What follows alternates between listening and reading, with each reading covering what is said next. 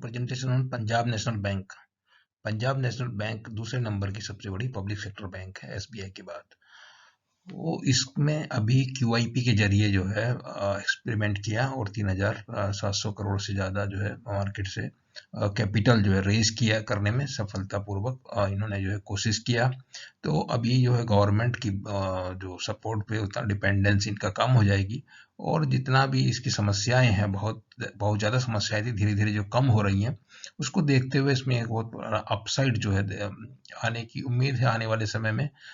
सबको ध्यान में रखते हुए ये वीडियो जो है बनाया गया और जो है अपलोड किया जा रहा है। तो स्टार्ट करते हैं स्टैंडर्ड डिस्क्लेमर के साथ। Fact, figure and opinion in the presentation video are based on information available in different agencies and public domain and published in good faith. Viewer in their own interest may like to cross-check and verify information from concerned source before making any financial commitment. Stock market investment are subject to market risk. Consult your financial advisor before committing any money.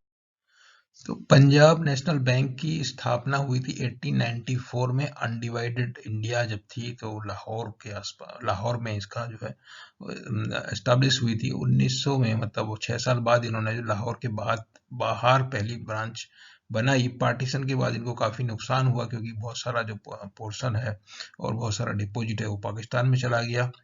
और जो जब nationalisation हुआ है 19 जुलाई 1969 को, तो इसका भी बाकी 13 बैंक के साथ पीएनबी का भी नेशनलाइजेशन हो गया।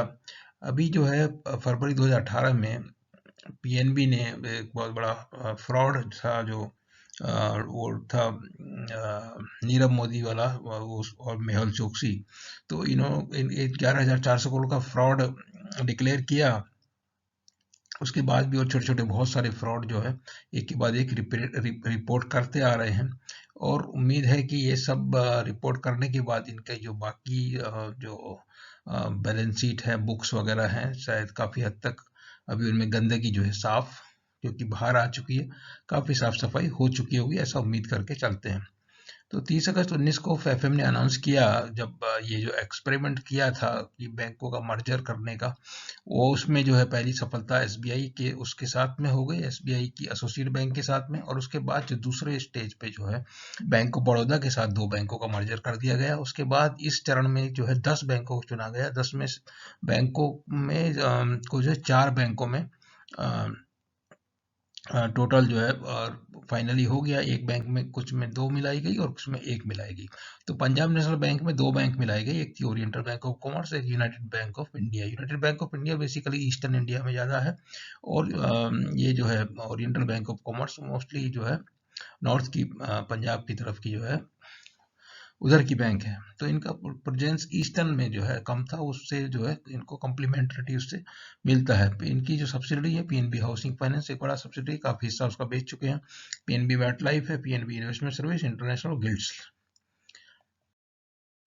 तो इनके जो क्वार्टरली रिजल्ट आए, क्वार्टरली रिजल्ट देखते हैं तो जून क्वार्टर में और जो इसमें सितंबर क्वार्टर में प्रॉफिटेबिलिटी में थोड़ा सा जो है पिछले साल की मुकाबले में थोड़ा सा कुछ कंपेरेबल यहाँ पे आपको नहीं मिलेगा, क्योंकि जो यहाँ पुराने जो रिजल्ट हैं वो स्टैंड अलोन पीएनबी के हैं और जो ये लाल वाले हैं वो कंबाइंड पीएनबी के हैं। वो दोनों बैंक मर्ज होने के बाद, क्योंकि 1 अप्रैल से 2000 से 1 अप्रैल 2020 से जो मर्जर इफेक्टिव हो चुका है। तो आगे और डिटेल में इनका जानकारी के साथ में चर्चा करेंगे। एनुअल रिजल्ट दिखाने का पर्पस सिर्फ ये है कि जो जब फ्रॉड डिक्लेयर हुआ था तो उसके बाद जिन्होंने प्रोविजन किया ये 29,869 करोड़ 2018 में और 19 में जो है 28,000 करोड़। तो अभी उसके रिलेटिवली काफ़ी कम, पिछले साल में 13,900 ने 14,000 करोड़ प्रोविजन किया है। उसके अलावा भी थोड़ा ज़रूरत है, मगर इतना ज़्यादा ज़रूरत नहीं रहेगा। तो ये एनुअल रिजल्ट में नज़र आता है। और उसी हिसाब से जो लॉस डिक्लेयर किया था नेट टेबल पे 12,000 करोड़ और इसमें 9,900 करोड़। अभी तो ये जो है मार्च 20 में तो आके वो लेवल में आ गया, 336 करोड़ प्रॉफिट डिक्लेयर कर दिया है। तो इनकी जो 125 साल पुरानी लीगेसी है उसमें आपको जो है बहुत सारे बेनिफिट मिलते हैं उसके, और कुछ लीगेसी के नुकसान भी रहते हैं। तो और इत्तेफाक से जो बैंक का जो कासा जो बहुत अच्छा है, 44.1% कासा इन्होंने रिपोर्ट किया। और 10,930 डोमेस्टिक, 2 ओवरसीज ब्रांच है, 13,870 एटीएम है। उसके बाद बिजनेस कॉरेस्पोंडेंट है 12,756 और 7.05% मार्केट शेयर डिपॉजिट का है, 6.52% मार्केट शेयर इनका एडवांस का है। तो इस तरह से जो है ये बैंक के 18 करोड़ करीब कस्टमर हैं और 1 लाख से ज्यादा जो है वर्कफोर्स उनके पास है।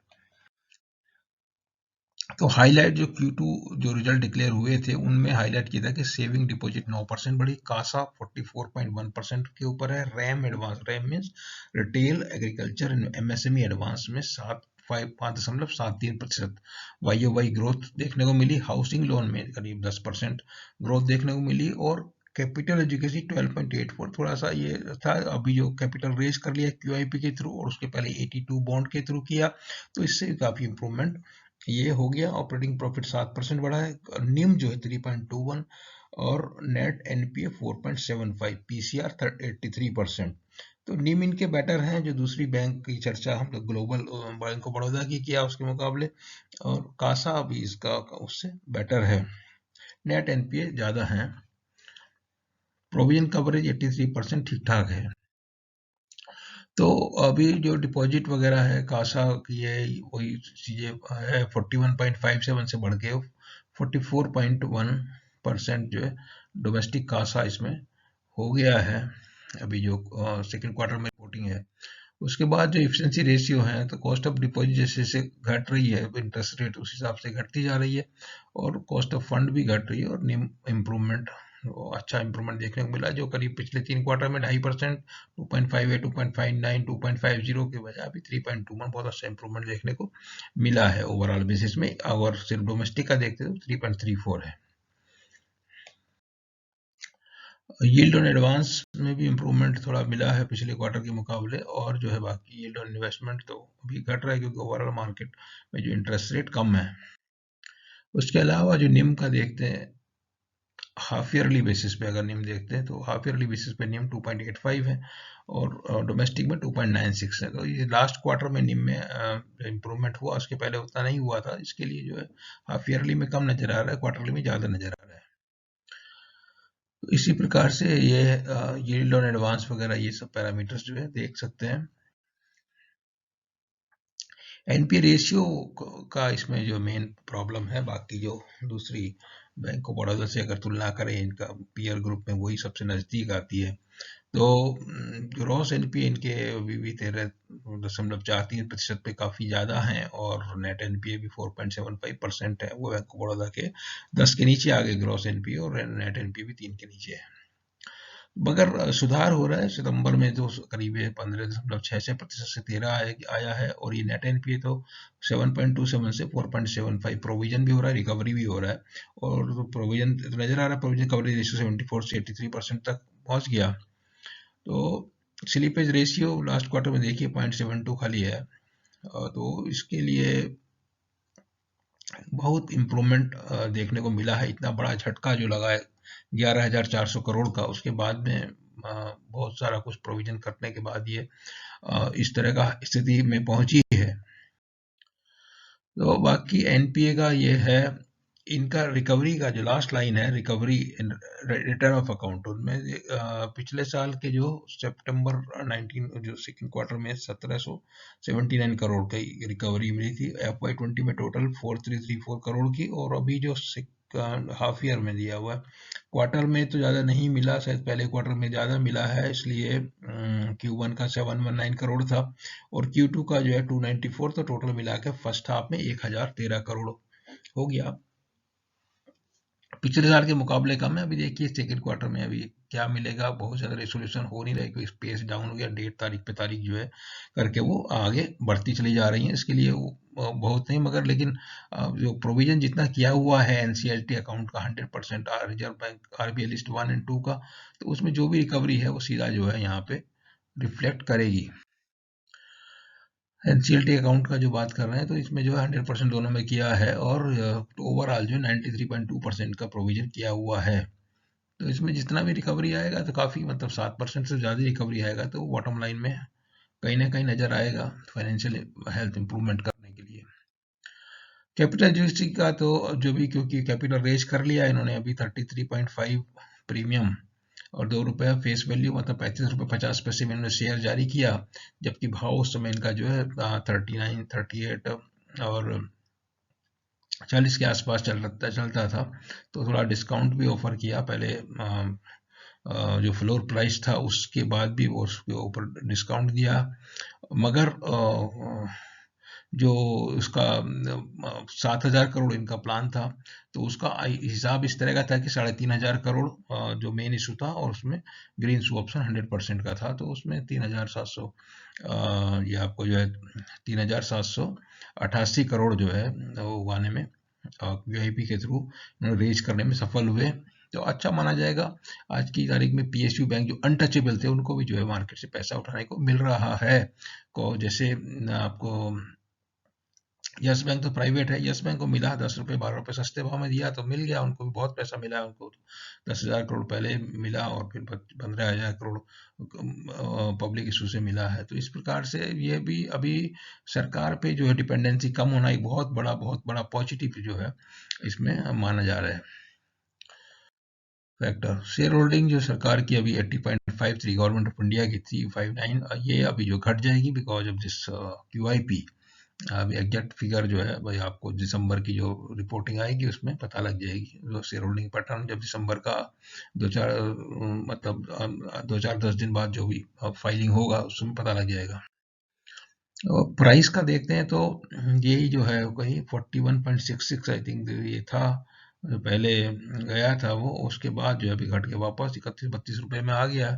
तो अभी थोड़ा देखिए, तो अगर थोड़ा बहुत बाजार में झटका आएगा तो ये आपको 25, 26, 27, 28 के भाव में मिल जाएगा, और वो एक्मुलेट कर सकते हैं। तो 4-6 महीने मतलब क्वार्टर में जो है ये सब जो गंदगी साफ हो जाएगी, तो बहुत अच्छा इसके अंदर रिटर्न देखने को मिल सकता है।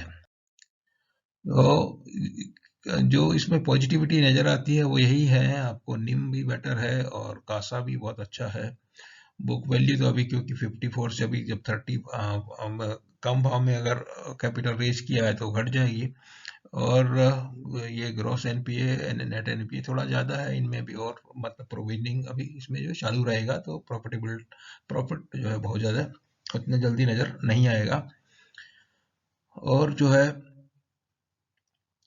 अच्छी बात यह है कि जो 1 अप्रैल 2020 को जो प्रोसेस शुरू किया था इंटीग्रेशन का, जो दो बैंकों का मर्जर हुआ है, मतलब ओरिएंटल बैंक ऑफ कॉमर्स और यूनाइटेड बैंक ऑफ इंडिया का, इन्होंने अभी 28 दिसंबर को ही इन्होंने डिक्लेयर किया कि जो है उसका आईटी इंटीग्रेशन जो है कंप्लीट हो गया।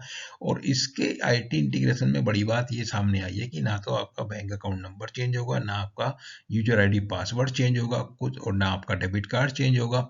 और तो इस जो बैंक ऑफ बड़ौदा में हुआ है उसमें वो सब चीज़ें जो है चेंज हो गई, और जो कस्टमर को, और उसमें बहुत लंबा समय लगा, इन्होंने बहुत जल्दी जो है उसको कर लिया, और उसका जो बेनिफिट जो है नज़र आएगा आगे फाइनेंशियल नंबर्स में।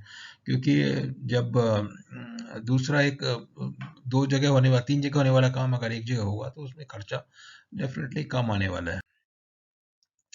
तो एक ये कॉन्सेप्ट हमने लाया था जिसको हमने नाम दिया विनर इल्यूजन। विनर इल्यूजन क्या है कि जब कभी भी आप कोई समय आता है तो आपको बाजार में मीडिया से, प्रिंट मीडिया या इलेक्ट्रॉनिक मीडिया, टीवी वगैरह से वो मिलते हैं कि ये शेयर जो है पिछले 1 साल में 2 गुना हो गया, ये शेयर 4 गुना हो गया, ये शेयर 5 गुना हो गया। इस तरह की लिस्ट जो है बार बार आपको सुनने को, पढ़ने को मिलती है। तो इस प्रकार की एक लिस्ट हमने ये देखी जो पिछले 1 साल में जो शेयर 9 गुने, मतलब 2 गुने से लगा के 9 गुने तक बढ़े, उनकी लिस्ट यहाँ पे दी हुई है। जो इसमें सबसे नीचे वोकार्ट है और सबसे ऊपर टानला प्लेटफॉर्म, उसके दूसरे नंबर पे आलोक इंडस्ट्री। तो ये नाम अलग अलग variety of industry, variety of sector और इस तरह से हैं, और फॉर वैरायटी ऑफ रीजन्स भी हैं इसमें। तो कोई एक कारण नहीं है। और इसके अलावा जो इंटरेस्टिंग पार्ट ये है, हमने एक और लिस्ट दिया जो और थोड़ी पुरानी है, वो है उसमें प्राइस दिया वो 17 नवंबर 2017 को 6 महीने के रिटर्न के बेसिस के ऊपर कुछ विनिंग स्टॉक्स की लिस्ट है। और इनमें इत्तेफाक से आप देखिए कि यस बैंक भी सबसे नीचे नजर आता है, जो करीब उसमें जो है 13-14% जो है इम्प्रूवमेंट हुआ था उस पीरियड में। और अभी उसके बाद उसमें भाव उसका होता था 306 रुपया। तो अभी ये लिस्ट में कौन कब आ जाएगा आपको, और उसके आगे वो बढ़ेगा नहीं बढ़ेगा उससे कोई संबंध नहीं होता। आप जब जिसमें, इसलिए आपको हर समय जब भी कुछ इन्वेस्टमेंट करने के बारे में सोचना है तो आपको हर समय उसमें वैल्यू देखना है कि क्या चीज का वर्थ है और क्या जो है आपको उसके लिए पे करने की जरूरत, पे कर रहे हैं आप, प्राइस को कितने भाव में आप खरीद रहे हैं, वो इम्पोर्टेंट होता है। तो अभी जो पीएसयू बैंक अनटचेबल रहे क्वाइट सम टाइम तक, अभी जब क्यूआईपी में इनको 3,800 788 करोड़ रुपया मिल गया, तो मतलब वो फाइनेंस जो बड़े हैं उन वो लोग का ऐसे ही पैसा नहीं लगाते हैं। तो वो लोग देखते हैं काफ़ी चीज़ें कि अभी सुधार हो गया तभी जो है पैसा मिला है। तो अगर उनको इतना पैसे में लगाया, आपको उससे 4 5 6 रुपए कम में अगर मिल रहा है, तो हमको लगता है कि उसमें जो है वैल्यू जरूर है, और उसका जो अच्छा आपको अप्रिसिएशन, रीजनेबली गुड अप्रिसिएशन जो है अगले 4 6 क्वार्टर में देखने को मिलेगा। इमीडिएटली उतना कुछ मिलने की, क्योंकि अभी तक हालत बहुत अच्छी नहीं हुई है और धीरे धीरे सुधार हो आएगा पीएनबी में। ये रिलेटिव परफॉर्मेंस है पीएनबी, आईडीबीआई और बैंक ऑफ बड़ौदा की देखते हैं। तो बैंक ऑफ बड़ौदा के इसमें परफॉर्मेंस वाइज प्राइस परफॉर्मेंस 6 महीने की बेटर है, और ये जो आई की दोनों की, आईडीबीआई की और पीएनबी की एक साथ में क्यूआईपी आई थी, उसमें जो है आईडीबीआई का भी शेयर डाउन हो गया और पीएनबी का शेयर भी, आईडीबीआई की छोटी थी वो, या उसकी 2,000 करोड़ की क्यूआईपी थी, जबकि पीएनबी की 7,000 करोड़ की क्यूआईपी थी। तो ये सब जानकारी था पंजाब नेशनल बैंक के बारे में और उसके शेयर के बारे में, जो कुछ रिलेटेड जानकारी है तो इस वीडियो में एक साथ हमने कंपाइल करके आपके पास ये जो है पहुंचाने का कोशिश किया है, जिससे आपको अपने को ये इस जानकारी से फायदा उठा सकते हैं। और वीडियो आपको पसंद आया तो आप जो है इसको लाइक कीजिए और चैनल को सब्सक्राइब कीजिए। इसके अलावा जो है हमारा जो व्यूज 2 ट्विटर हैंडल है, वहाँ पे जाके हमारे सारे वीडियो रिलेटेड जानकारी सब जो है वो भी देख सकते हैं। तो this is all, thank you.